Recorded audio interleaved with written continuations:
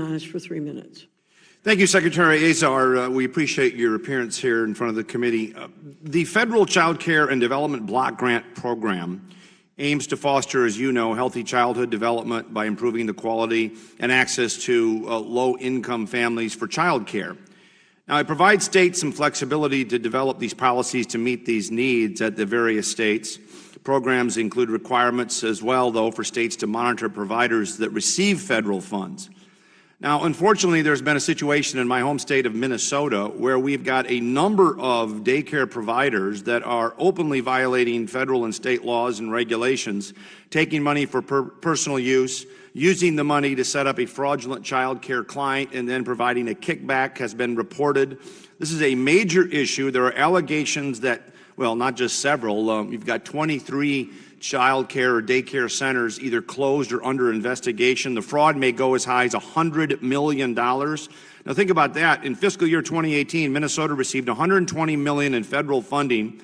The state contributed about $50 million in matching and maintenance funds, and we may have a fraud case of nearly $100 million in this state, with money then being transferred out of the country via MSP Airport. This is a big issue in my home state of Minnesota. Can you share with me what your agency is doing to investigate this? Congressman, thank you for raising that important issue. We actually are integrated with the Minnesota Department of Human Services on the issue that you have raised regarding these allegations of fraud committed by child care providers. These do involve allegations of child care providers serving families that are receiving subsidies from the Child Care Development Fund.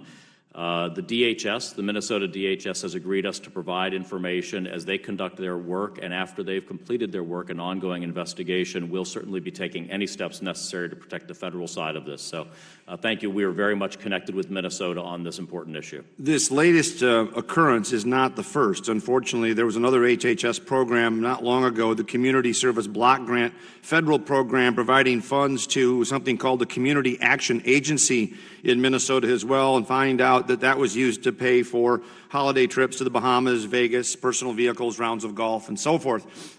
You know, there's an old adage, Secretary, that which the government subsidizes, it may regulate. And I'm just wondering if we could not come up with some form of stricter enforcement to monitor the states that are receiving these funds to make certain that there's some sort of oversight here. This is happening with too great a frequency.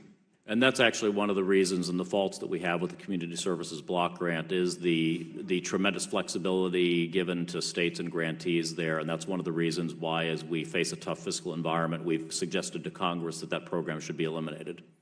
Mr. Secretary, thank you for your testimony today. I yield back. Thank you very much, Mr. Lewis.